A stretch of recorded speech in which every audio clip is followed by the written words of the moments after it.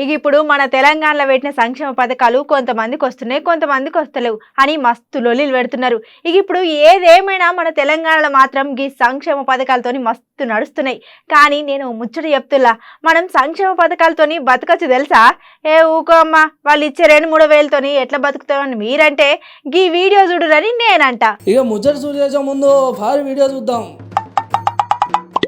Homework చేయడంలో నిలబడండి రా. అసలు మీరు ఏ రోజన్నా హోంవర్క్ చేసిల్లారా? ఎట్లా బతుకుతారు రా గిట్లా చదవకుంటే? పథకాలు లేవా మేడం? పథకాలేందిరా? ఇప్పుడు దళిత బంధు అని 10 లక్షలు ఇస్తాళ్ళు. నేను పెద్దలోపు ఏదో ఒక బంధు పెట్టి 20-30 లక్షలు ఇయ్యరా మేడం? వాటితోనే బతుకుతా.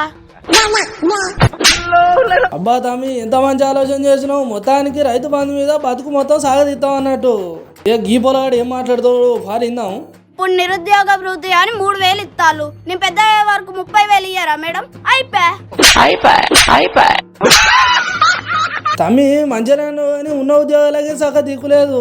ఆయనతో వాళ్ళు పైసలు ఇస్తారా? నేను ఉన్న ఉద్యోగం ఉడబిక్కున్నావు. ఇచ్చిన రోజే మంచిది కానిగా.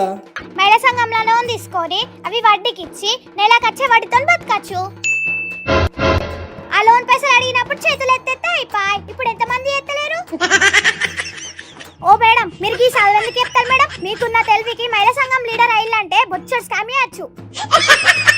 బుజ్జి తెలివి కాలేదే, ముఖ్యమైన ముచ్చట ముక్కు మీదనే చెప్పిందిగా. అవు మరే బుజ్జి చెప్పినట్టు ఇవాళ రేపు అట్లనే అవుతున్నది. తమ్ముడు మస్తు గమ్మత్ చెప్పిండు కానీ ఇక పొలాలు చేసిన వీడియోలో జరిగితే ముచ్చట ఉన్నది. అది ఏంటంటే ఇవాళ మనకు సర్కారు అది ఇస్తున్నారు ఇది ఇస్తున్నారు అని కొంతమంది పథకాల మీదనే బతుకుబండి నడిపిస్తున్నారు. అంత మంచిగా ఉన్నది అని వచ్చే పథకాలు వస్తూనే ఉంటాయి, కానీ వాళ్ళు ఏమో ఇస్తారు అని పనులు వదులుకోకూడని అంటున్నారు. ముచ్చటిన సోషల్ మీడియా పబ్లిక్.